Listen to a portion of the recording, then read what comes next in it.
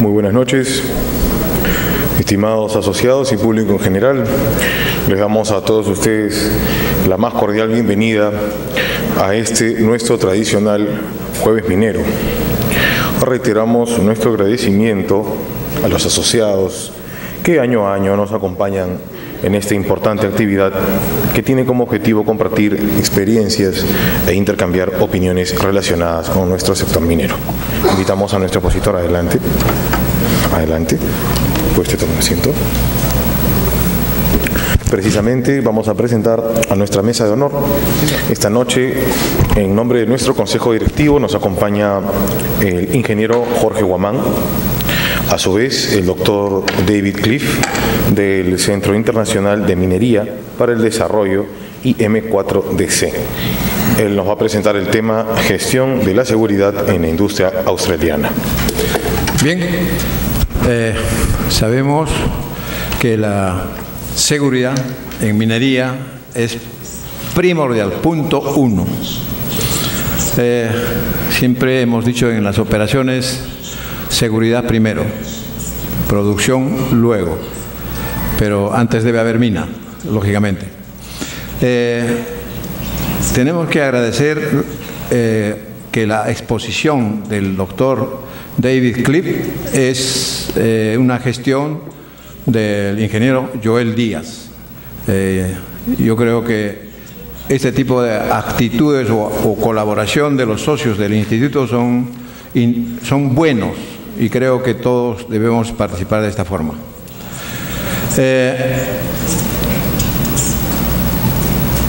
El doctor David Cliff fue designado profesor de Seguridad y Salud Ocupacional en Minería y director del MISH, Centro de Salud y Seguridad de la Industria Minera, de la Universidad de Queensland en Australia, en el 2011.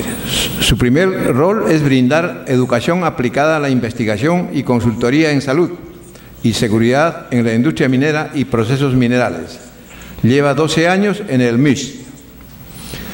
Previamente, David fue consultor de salud y seguridad para el Consejo de Minería de Queensland.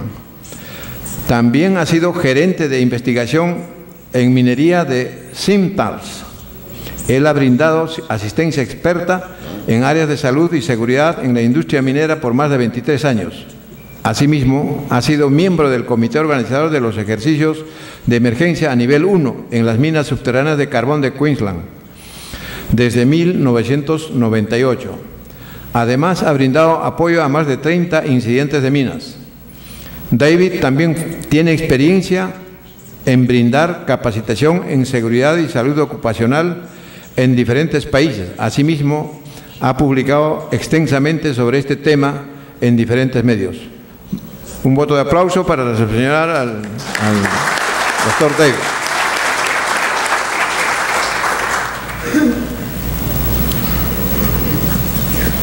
You go forward or backwards. Thank you. Good luck. Thank you very much. I'm very pleased to be invited to speak here tonight. It's my pleasure to be able to talk to you.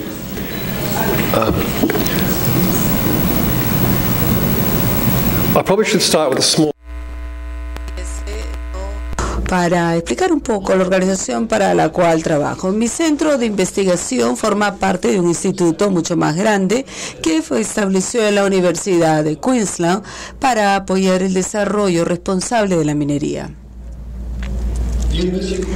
La Universidad de Queensland es una universidad bastante grande que tiene como más de 45.000 estudiantes, de los cuales más de 11.000 estudiantes provienen de diversos países. Tenemos más de 12.000 estudiantes de posgrado, 4.500 estudiantes con grados de investigación. Es una universidad del Estado que tiene varios campos y tiene las operaciones llegan a más de los $200,000 al año. Se especializa en la investigación. El Instituto de Minerales Sostenibles fue fundado específicamente para ofrecer soluciones en la industria mundial y tratamos, ¿no?, de hacer mover nuestra industria hacia la sostenibilidad. Dentro de este instituto hay 7 centros de investigación. El centro para el cual yo participo es el de seguridad y salud, pero también hay otro que se refiere a procesos minerales, el otro es minería y geología y planificación, el otro es en el coal y metano, la otra es sobre medio ambiente, que básicamente para la rehabilitación, otro que se enfoca en la gestión del agua y finalmente hay otro que se encarga del tema de responsabilidad social, mayormente con comunidades.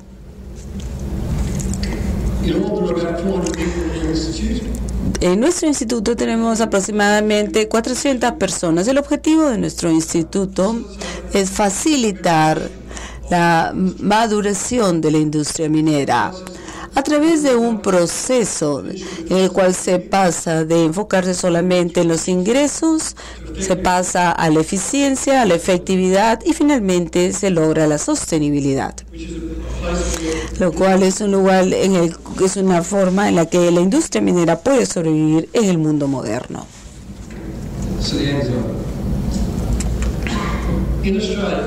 En Australia, el enfoque de seguridad y salud se basa más en gestión y no tanto en cumplimiento. La principal agencia que se encarga de la seguridad y la salud es la empresa minera.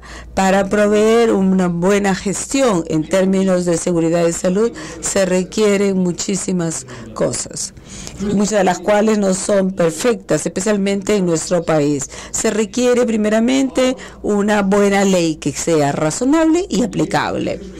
Se necesita una agencia regulatoria y de inspección que sea efectiva. Se necesita también liderazgo. Las personas encargadas, tanto en la industria como el gobierno, tienen que demostrar las cosas haciendo las cosas y estando comprometidos con la seguridad. Tenemos que tener la capacidad de llevar una gestión segura. En Australia, los sistemas tripartitos quiere decir gobierno, industria y la fuerza laboral. Tripartitos, los tres. Se necesita también la participación de los trabajadores, tanto genuina como efectiva. Y también se necesitan incentivos que realmente lleven a buenas prácticas. El sistema no funcionan sin buena información. Eso es para cualquier sistema que tengamos. La seguridad y la salud son muy sensibles a la información y cualquier información que sea pobre o mal guiada va a afectar. Con frecuencia vemos que el enfoque se da tanto en la seguridad, pero no tanto en la salud. Ahora nosotros estamos también tratando de gestionar una mejor salud en nuestras minas. Se entiende porque la salud es más difícil de monitorear, de predecir y de controlar, porque no es simplemente el resultado de un evento, sino que es algo acumulativo y también puede estar tener el impacto por la vida privada de los distintos mineros. La información lo es todo. Es importante que todas las organizaciones de la industria minera tengan acceso a la mejor información y a las mejores prácticas. También es importante que aquellos que se encuentran en mayor riesgo sean gestionados y manejados de la manera apropiada. También es importante que donde tenemos peligros mayores como peligro de explosiones, de incendios o distintas sustancias, estas estén reguladas y controladas de manera efectiva. Y necesitamos una cultura que esté más consciente de los riesgos, ¿no?, sino simplemente que tomen cuidado de las cosas que realizan.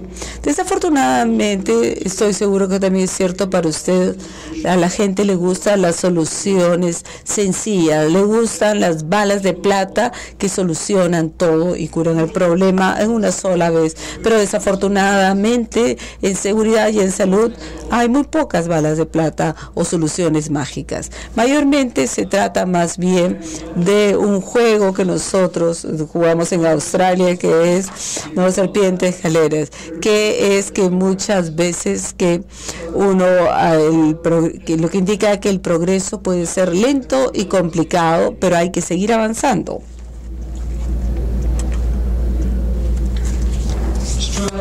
Australia es una federación de estados y todo lo que tiene que ver con minería está controlado al nivel estatal y está regido por nuestra constitución. Esto quiere decir que hay distintas leyes en cada uno de los estados con relación a salud y seguridad, ¿no? En una edad moderna, esas leyes están tratando de uniformizar de tal forma que las mineras no tengan que enfrentarse a distintos conjuntos de leyes y regulaciones en cada estado en el que estén trabajando.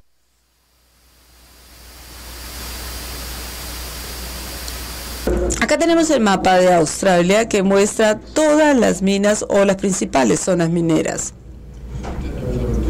No sé si puedo... A ver, las partes oscuras en ese lado es carbón, ¿no? O sea, esas son minas de carbón.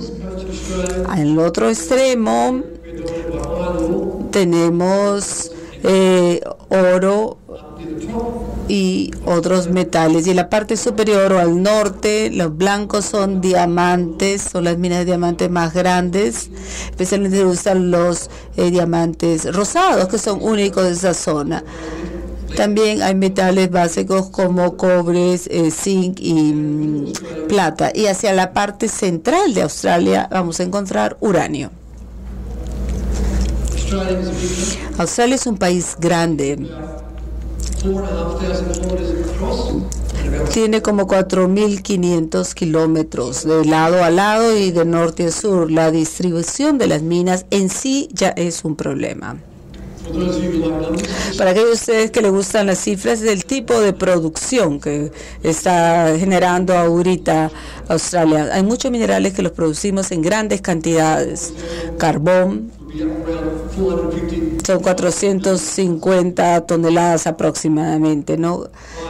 Luego también lo mismo tenemos, podemos ver los distintos minerales. Vamos a ser el productor más grande de gas natural en el mundo próximamente. Como ven, tenemos una industria minera amplia y diversificada. Encontramos más o menos 150 millones de mineros acá.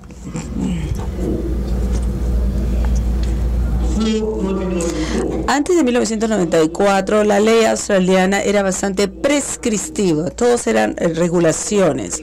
Entonces, cuando una prensa estaba en un lugar, simplemente tenía que demostrar que la empresa o la compañía cumplía con ciertas reglas.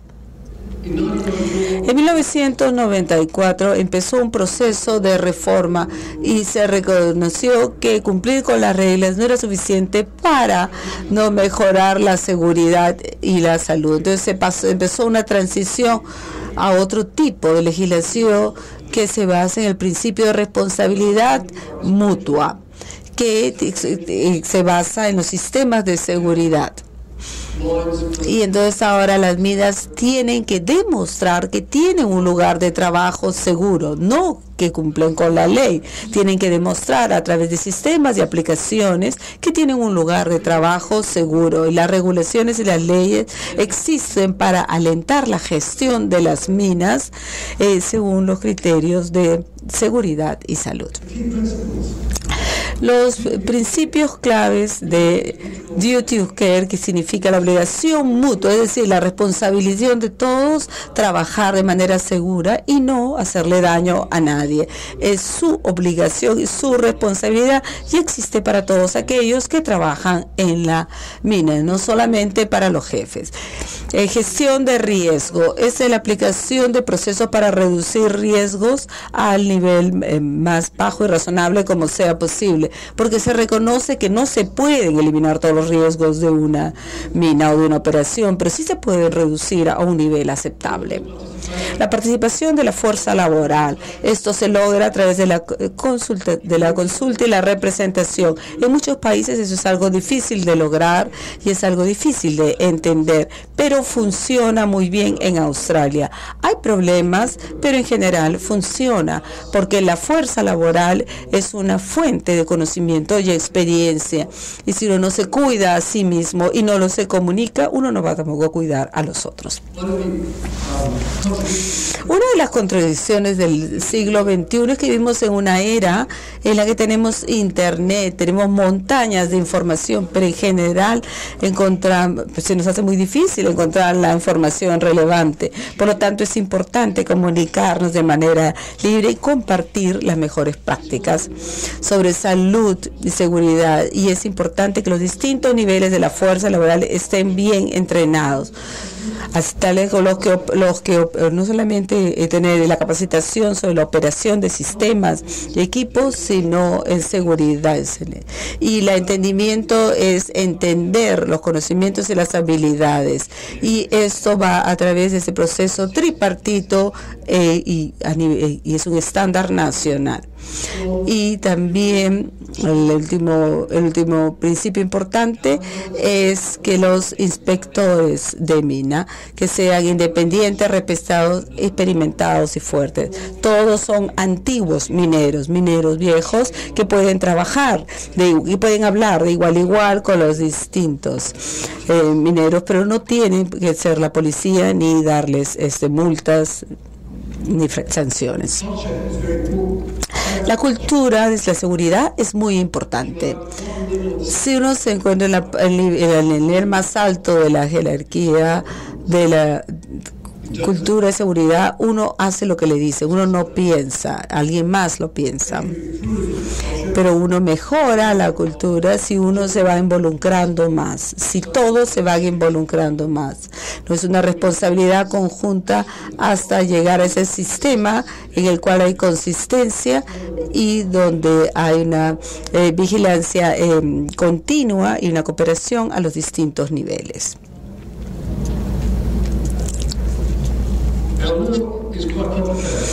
Nuestra ley es bastante compleja. En principio es sencilla, ¿no? Porque se basa en proceso. Entonces tenemos regulaciones que permiten, ¿no?, la minería. Aún tenemos algunas normas prescriptivas porque seguimos un proceso de transición de nuestra legislación, ¿no? Y nosotros apoyamos las regulaciones que permiten la actividad y hay una serie de estándares, códigos y prácticas que nos indican lo que se puede hacer y también los lineamientos. Pero el énfasis es sobre cómo no lograr resultados. De la experiencia vemos que si queremos mejorar el desempeño de seguridad es como escalar una montaña y la ley y la regulación solo está ahí para establecer el estándar mínimo o para evitar que uno caiga, ¿no? Pero no los impulsa. No, lo que impulsa en realidad es la propia gestión y los sistemas. La obligación del cuidado es algo que todos debemos desempeñar, simplemente, pero claro que algunos son más responsables que otros, aquellos con recursos, con capacidad de controlar en un ambiente laboral. Pero eso no quiere decir que no todos los empleados tengan responsabilidades. Según nuestra ley, todos los empleados, todos los trabajadores tienen que tener cuidado. Y se han dado casos que se han iniciado procesos legales si es que alguien no ha tomado pasos. Si es que hay alguna muerte o un incidente, la persona tiene que demostrar que no ha sido descuidado. De lo contrario, sí se aplica la regulación y puede ser acusado o seguir un proceso legal por no haber seguido los preceptos de cuidado. Compartimos la responsabilidad entre empleados y empleadores, pero también si cuidamos a los que no tienen experiencia. Si sabemos que hay alguien nuevo, tenemos que asegurarnos que no se dañen porque no conocen o porque no saben. También en ambientes peligrosos donde no sé, hay gases o son inestables, tenemos que ser más cuidadosos. Por lo tanto, nuestra obligación es mayor. Y ese tipo de obligación alienta la gestión. Mucha gente tiene obligaciones en una mina, una obligación, no solamente los jefes y los trabajadores, también los contratistas tienen responsabilidades. La gente que provee equipo, la gente que diseña equipo también tiene. Alguien que construye algo en su mina también es responsable por la calidad de esa construcción o de ese equipo. La gente que les provee sustancias, químicos, ellos tienen la obligación de decirles cuáles son los peligros de dicha sustancia y que no le están vendiendo algo simplemente porque es barato.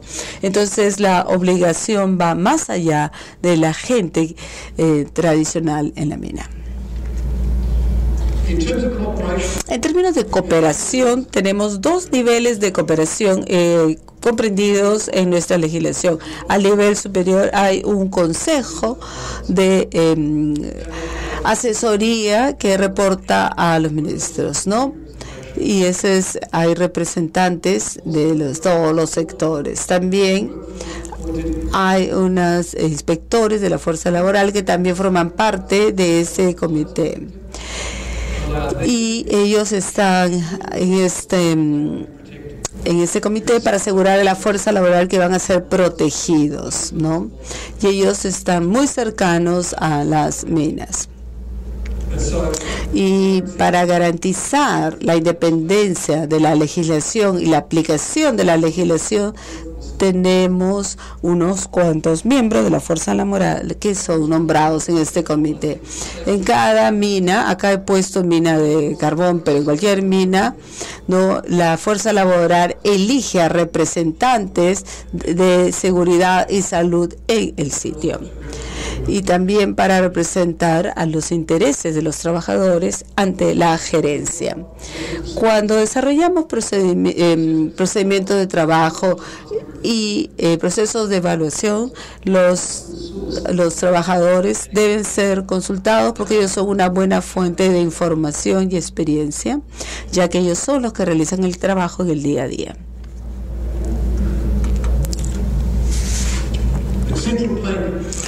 Lo central, ¿no?, del sistema, lo más importante es el sistema que se basa en la evaluación de la identificación y evaluación de los riesgos, ¿no?, para ver cuáles son los riesgos que hay que enfrentar y cuáles no. Hay que analizar los peligros para ver qué controles se van a implementar y también gestionar dichos peligros y controlarlos. Y por supuesto se necesita información, data, para saber que el sistema funciona y para ver que ha sido implementado de manera apropiada. Hay que recolectar toda la información para asegurarse que los procesos están operando de manera efectiva. Hay muchas cosas que pueden ir mal en un sitio. Por ejemplo, este es un error bastante caro, ¿no?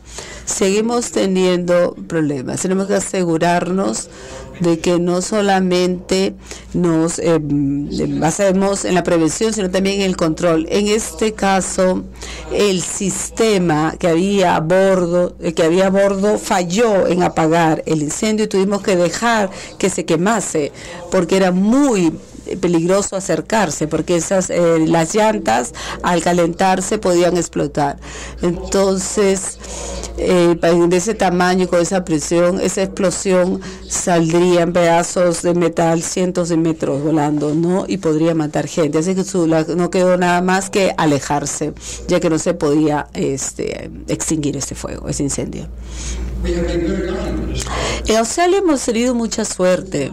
Desde 1996 no han habido incidentes con muchos en las minas de cobre.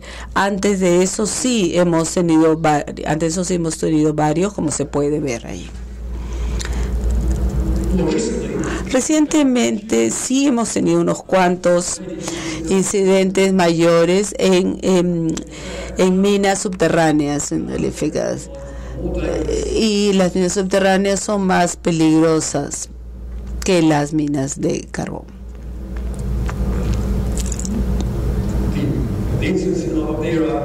Estos incidentes, el primero fue una inundación donde se estaba reteniendo agua subterránea, se llenó la mina y murieron ahogadas 3 personas. El otro evento fue una mina subterránea en que hubo una explosión que atrapó a varias personas en un vehículo y salieron lanzados y murieron 4. La otra fue una caída de rocas que es muy común en Australia. Atrapó a 2 personas en un vehículo, estuvieron atrapados 14 días. Y una persona murió durante el deslizamiento de las rocas. Si vemos las estadísticas, este diagrama nos muestra lo que nosotros llamamos la tasa de incidentes fatales por millón de horas de trabajo. Y lo comparamos. Australia es en azul, Estados Unidos está en rojo, Sudáfrica en verde, Canadá, Ontario específicamente de morado, lila. Son distintos sectores que podemos ver. Una es metales subterráneos, metales es el tercero, carbón a tajo abierto, la otra es carbón subterráneo, la última es desempeño en general. Australia, eso quiere decir que Australia tiene la historia más segura, ¿no?, comparado con otros países mineros, pero simplemente las fatalidades se dan, ¿no? Bueno, que somos mejores que Estados Unidos porque nuestros sistemas se basan en la gestión, no en el cumplimiento. Para comparación, mi entendimiento de los datos que me presentaron ayer indica que Perú, siendo un país metalífero, tiene aproximadamente 0.1 y 0.5 en ese gráfico, caería en ese gráfico el punto, aproximadamente en 0.5. Si queremos convertir esto, los mineros australianos trabajan como 2.000 horas al día cada uno. Sin embargo, sí, tenemos algunas fatalidades. En el 2012-2013 hubo 4 en total, ¿no? En Estados Unidos hubieron como 49. Lo que es interesante, generalmente están en el sector de metales, no en el sector de carbón. ¿A qué se debieron estas fatalidades? Debido a la complejidad, las tasas de producción de las distintas minas y los métodos. Algunos accidentes vehiculares es uno de los más comunes, que está en el extremo de la derecha, ¿no? Se dan choques, se atropella. El otro es el segundo es desconocido y el otro grande es caída de rocas, ¿no? O sea, la otra es ser golpeado por equipo grande o caer de altura. Si uno cae de uno de estos camiones, que uno está como a 4 metros de altura, es fatal. Otro es golpes de objetos que caen o que se balancean. Todo tiene que ver con tecnología y minería moderna.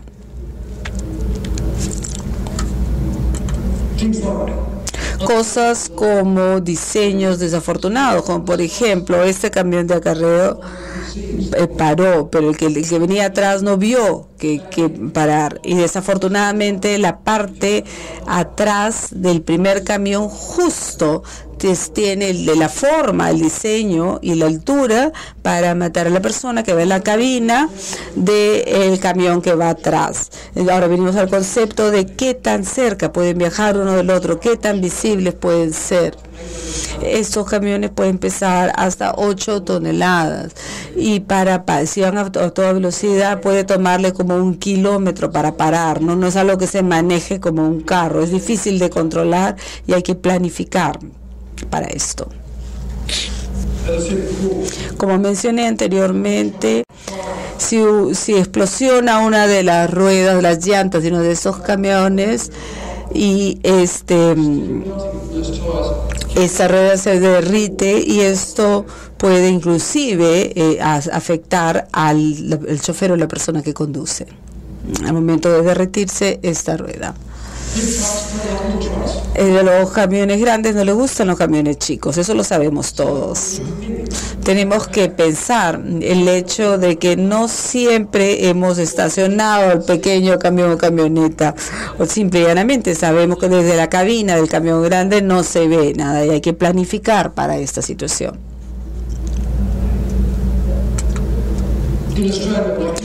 En Australia, como aquí, tenemos también climas extremos, calor, humedad, lluvia. Todas estas cosas pueden afectar, ¿no?, el área de trabajo. En Australia, muchos de los mineros trabajan turnos de 12 horas. A veces pueden trabajar hasta 14 horas seguidas. Y en el norte de Australia las condiciones de calor son extremas, especialmente para los que trabajan en exterior. Puede llegar a 40 grados centígrados y la temperatura puede ser 100%. Y ahí es donde la gente empieza a cometer errores. Los cerebros no funcionan bien.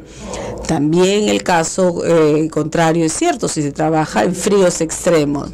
La minería subterránea en Australia era cada vez es más profunda y las temperaturas de las rocas cada vez es más altas, como 50 grados de la temperatura del carbón en las minas subterráneas.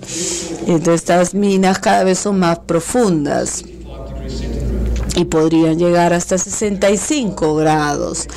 Esto requiere muchísima ventilación y aire acondicionado para mantener a la mina lo suficientemente fría para que los mineros puedan trabajar. Aparte de la temperatura de las rocas, hay mucho equipo que también a su vez genera calor. Este es un accidente en el cual el camión de 250 patinó en agua y bueno, se dio la vuelta. Es irónico que el mismo camión es el que puso el agua. ¿Y por qué? Porque este camión debe de mojar o empapar en la carretera para evitar el polvo. Se supone que se debe hacer en turnos de 12 horas, pero debido a la presión de la producción tenía mucho trabajo que hacer, así es que decidió poner toda el agua en una sola vez en vez de ponerla varias veces en pequeñas cantidades. Esto y así es como el camión patinó, se dio la vuelta y desafortunadamente el chofer murió. En subterráneos tenemos grande maquinaria en pequeñas áreas y los que conducen esa maquinaria generalmente tienen poca velocidad. Este es un vehículo articulado que estaba dando una vuelta a una esquina. Desafortunadamente había una persona parada cerca de la esquina. El chofer no lo vio y cuando articuló el vehículo golpeó a la pared y presionó a la persona. Entonces también es un resultado del diseño y del proceso de operación. Cuando vemos los accidentes, reconocemos que hay una serie de factores que contribuyen. No solamente es que la persona murió de una manera tonta o fue descuidado. En muchos casos no se hizo nada raro. Puede haber sido resultado de errores de otras personas o puede ser cosas en el lugar de trabajo o que no tenía el equipo apropiado. Una cultura de trabajo que busca los atajos, los cortes o pone la presión en la producción, y esto genera presión. Hay que analizar y ver que cuando hay un accidente para ver qué salió mal, para obtener un buen proceso. Sí cometemos errores. Bueno, yo personalmente cometo muchos errores, pero los sistemas deben ser tales que un error no se convierta en accidente. No queremos que una persona que esté manejando el camión grande tenga un lapso de concentración o que a lo mejor vea a atropelle un carro pequeño. Tenemos que la persona que conduce el camión esté en buenas condiciones todo momento. Pero desafortunadamente en minería todo es más grande, más poderoso, y el impacto seguramente puede ser mucho más peligroso. Históricamente, si yo le preguntase a gente que trabaja en minas cuál es el error más común, van a decir que es una violación, es decir, un acto deliberado. La gente sabe cuáles son las reglas, pero no las sigue. Si preguntamos a los investigadores de incidentes cuáles son las formas comunes de error humano, decir no es deliberado, sino es un acto accidental. La gente con frecuencia se olvida, pierde la atención o a lo mejor no tiene conocimiento para tomar la opción apropiada. Eso sucede en muchísimos casos. Por ejemplo, tomemos una vez más estos camiones. Las áreas en gris en ese diagrama son las áreas que el chofer desde su cabina no puede ver. Es muy probable que una persona, que si hay un vehículo que se aproxime en alguna de estas áreas grises, el chofer no lo va a ver, y eso es lo que causa los accidentes. Entonces nosotros tenemos que tomar esto en consideración y hacer no como un ploteo estas situaciones. Subterráneo. Este vehículo es un vehículo muy común que se utiliza para mover carbón, ¿no? Desde la mina en sí hasta la faja transportadora. Y ahí pueden ver, ¿no? Acá el minero se sienta a un lado y la visión viene obstaculizada por el mismo carbón. Y el vehículo es eléctrico y casi silencioso, por lo tanto no se escucha cuando se aproxima, y el que conduce no los ve.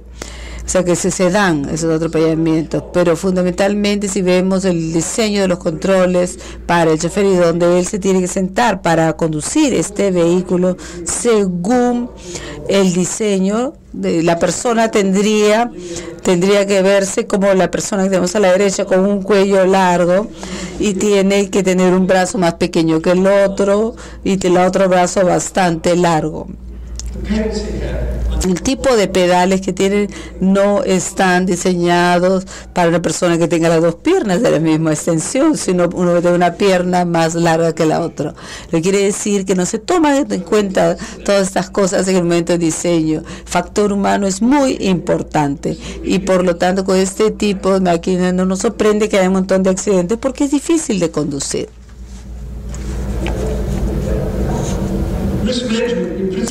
La gestión de riesgo en principio es muy sencilla, pero la aplicación es bastante compleja.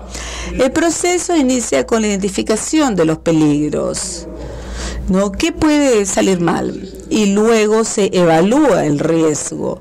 El riesgo no es el peligro, el riesgo es qué tan probable es que se dé y cuál sería la consecuencia si se da. Y luego, en base a esa evaluación, hay tres opciones. Se puede decidir aceptar el riesgo, se puede decidir mitigarlo, o sea, reducir un poco, poner algunos controles, o se puede decidir eliminar el riesgo completamente. Por ejemplo, En minería subterránea en Australia es muy común utilizar vehículos de control remoto para que no haya choferes o conductores. Entonces, si es que hay algún desprendimiento, se pierde entonces el vehículo, pero no el conductor. Y luego, cualquier cosa que sea, hay que tomar acción. Pero ahí no nos quedamos, porque este proceso es un proceso continuo. Se debe monitorear el desempeño de la decisión para ver que ha logrado los resultados esperados. Un proceso no revolvente que se va a realizar varias veces. Y el énfasis es en avanzar y dar la vuelta. El riesgo es probabilidad y consecuencia. Tenemos altas consecuencias, lo que nos va a dar eventos con muchas fatalidades, o tal vez las consecuencias bajas, que son heridas pequeñas que se dan con frecuencia, y alguna forma de establecer un ranqueo, una clasificación para ver cuál tenemos que solucionar o enfrentar primero. Eso generalmente se hace por este proceso semi-cuantitativo en el cual se escribe tanto la consecuencia y la probabilidad en una escala de imposible a muy común. El término de frecuencia, de consecuencia desde fatalidad hasta heridas menores. Claro, se desagrega en 5 grupos, ¿no? Y luego, donde se intersectan las dos medidas, eso nos da una clasificación o un rango. Mientras más alto, es más importante que se controle ese riesgo. Pero eso no quiere decir que 25 no necesita controlarse, pero da una posibilidad de cuáles son los que hay que abordar primero. Con frecuencia consideramos esta gestión en términos de lo que llamamos, esta forma que tiene corbatita Michi, un bow tie. Si por ejemplo hay un problema, en este caso, que es exposición al ruido, la causa de esa exposición está a un lado, a la izquierda, que es el equipo ruidoso, y al otro lado tenemos la consecuencia, sordera, por ejemplo. Entonces hay una ruta de un lado al otro. Pueden haber muchísimas causas y pueden también haber consecuencias múltiples, pero entre la causa y el evento tenemos controles para prevenir que se dé el evento, como por ejemplo diseñamos un equipo que sea más silencioso o instalamos material aislante, o sacamos el material en una zona donde hay muchos trabajadores, y del otro lado tenemos controles que no van a evitar que ocurra el evento, pero van a prevenir el daño que podría causar. Entonces, por ejemplo, equipo de protección en los oídos, evaluar el nivel de ruido y aplicar esos controles para asegurarnos que la gente no esté sujeta a un nivel muy alto. Luego, a realizar pruebas, antes, para medir la audición antes de que el trabajador pierda el oído.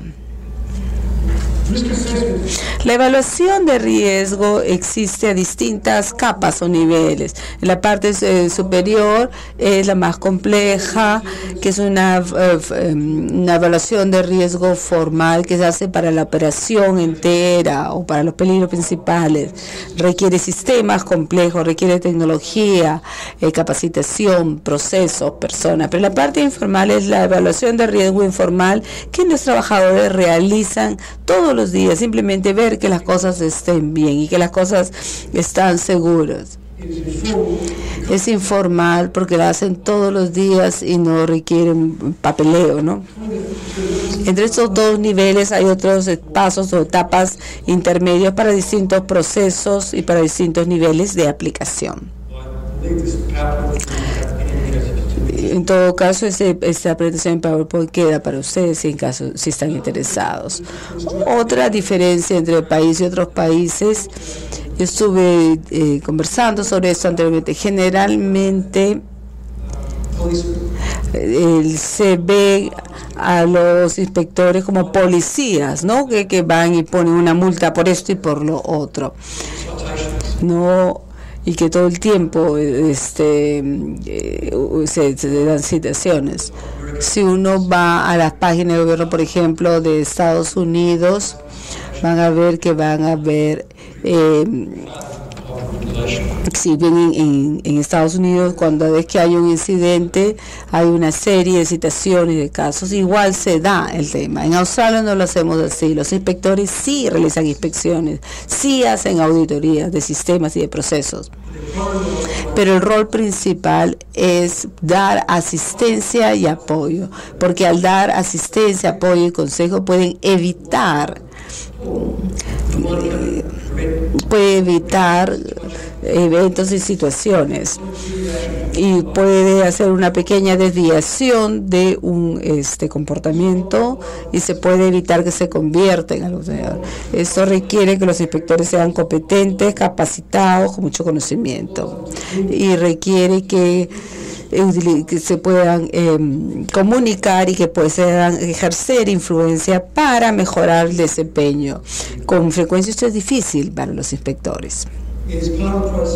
Es parte de un proceso de asegurarnos que el control se quede en la mina. El gobierno no es responsable de la seguridad y la salud, sino todos son. Muchas veces cuando está involucrado en investigaciones, la gente se molesta con el gobierno porque el gobierno no ha podido hacer que se cumpla la ley. Acabo de estar en Nueva Zelanda, donde hubo un evento. Es cierto, el gobierno puede haber hecho más, pero también todos son responsables de estos. Los inspectores todos son antiguos mineros y están capacitados no solamente en la inspección, sino en el trabajo en sí. Y los mineros de carbón inspeccionan solamente minas de carbón, y los de minerales solamente los minerales. Entonces ni siquiera hablan el mismo idioma, por lo tanto cada uno también tenemos inspectores especialistas que apoyan a los inspectores generales.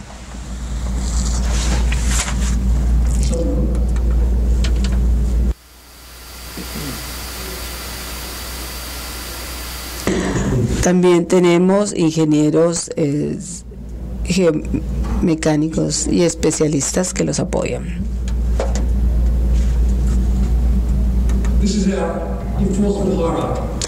Esa es la jerarquía.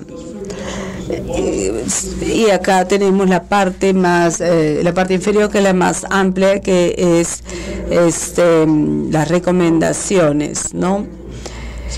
Y acá es donde el primer nivel de ellos, ¿no? Que dicen, simplemente dan un consejo, es un problema menor, y simplemente es como una especie de recomendación. Cuando llega, si vuelve y no se ha solucionado, escala y sube. Y para temas más fuertes va a emitir una directiva, y tiene el poder también de cerrar parte de la misa si no se corrige. Y la empresa, ciertamente, la empresa puede apelar, pero mientras mientras se da el proceso de apelación, la directiva sigue. Y si se utilizan de una manera apropiada, estas directivas son una herramienta de control muy efectivas, porque toda la industria observa a ver qué va a pasar y cuál es el desempeño. Y también, obviamente, si se para la mina por un día, eso sí es una cosa que afecta, pero tiene que utilizarse de manera apropiada.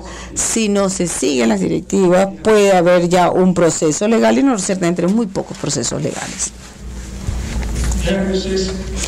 ¿Cómo se evalúa qué acción tomar como inspector? Se usa la matriz de evaluación de riesgo. Para cosas de riesgo extremo, debemos utilizar las directivas para suspender o detener las actividades. Para actividades de bajo riesgo, simplemente se dan recomendaciones o acciones de control menores.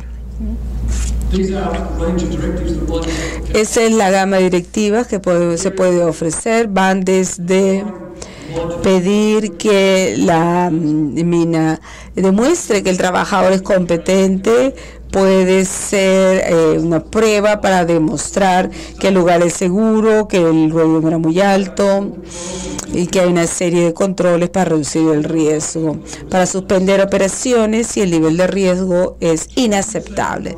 Revisar el sistema de gestión de salud y seguridad. También si consideran que el sistema de gestión de salud y de seguridad no es efectivo, pueden detener las operaciones. Y también se puede pedir que se demuestre que lo que se está haciendo es apropiado en base a un estudio de ingeniería. Un sistema de gestión de seguridad y salud es un ciclo. La fase más importante es la política, ¿no? Que eso ayuda a todos. La planificación también es muy importante. Y luego viene la implementación, pero tan importante la implementación, se evalúa si se ha implementado el plan como se diseñó y si se está logrando los resultados que se esperaban. Luego hay un proceso de revisión que no es perfecto y se empieza otra vez para solucionar esos problemas, se implementa y así. Esto es un proceso cíclico.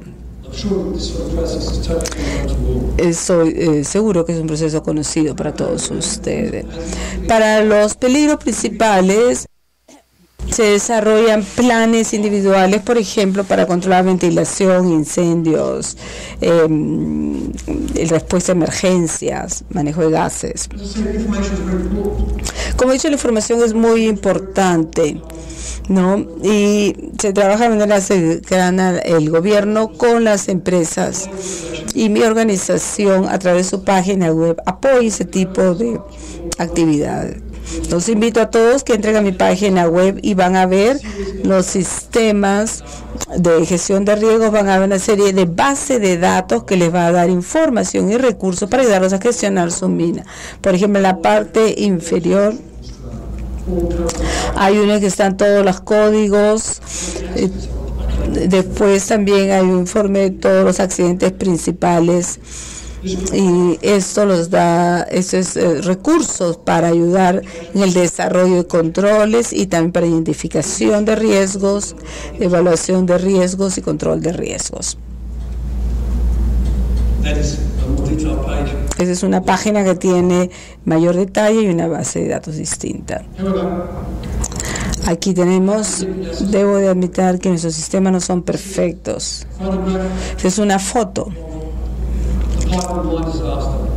del desastre de la mina Pike River, donde 29 hombres murieron de un total de 31 que habían en la mina subterránea de la explosión.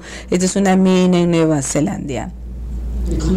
Y ciertamente hay algo que no se hizo de manera apropiada. Según la Comisión Real de Investigación, que es una corte con poderes amplios de investigación, queda claro que nadie en esa mina realmente tomó responsabilidad por su propia seguridad y por los otros. Hubieron una serie de violaciones de las prácticas de seguridad en esa mina. Está bien documentado, pero no se actuó a ningún nivel.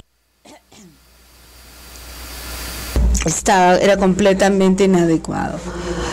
Esa explosión subterránea en esa mina de carbón no tenía por qué haber causado ese daño. El sistema era inadecuado, no había auditoría casi. La aplicación y la capacitación fue casi inexistente. Había un montón de advertencias de que se iba a dar este desastre. Hubieron muchos indicadores antes del esto. El sistema de ventilación, 28 veces el mes anterior sonaron alarmas de que podía haber una explosión y no se hizo nada. Los inspectores de gobierno no intervenían porque no había suficientes inspectores para revisar todas las minas. Solamente habían 2 inspectores para toda Nueva Zelanda y no tenían dinero para viajar de manera regular a las minas e inspectarlas. porque el gobierno controlaba los recursos del financiamiento. Yo creo que sí, que nuestro sistema no es perfecto y puede salir mal, pero se requiere la vigilancia y la aplicación continua. En Australia, como en otros países, siempre estamos en presión para producir más a mayores precios, lo cual siempre es una amenaza a los sistemas de seguridad. Para aquellos que creen que un buen sistema de gestión de seguridad y salud es un costo.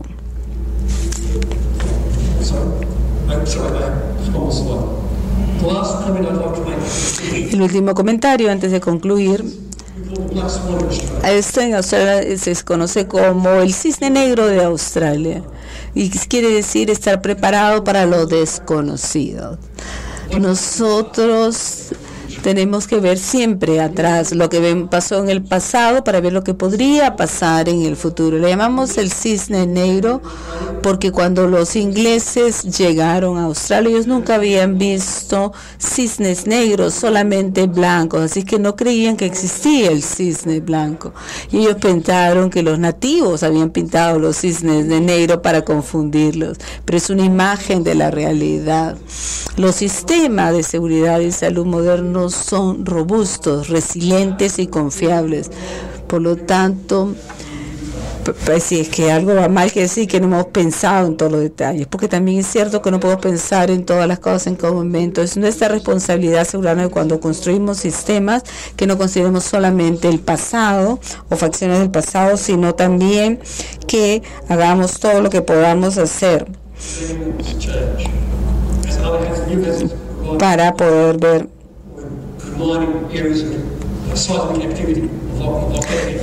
teniendo en cuenta de que puede haber una serie de temas en los que no sabemos cuáles son los riesgos y hay que controlarlos. Gracias.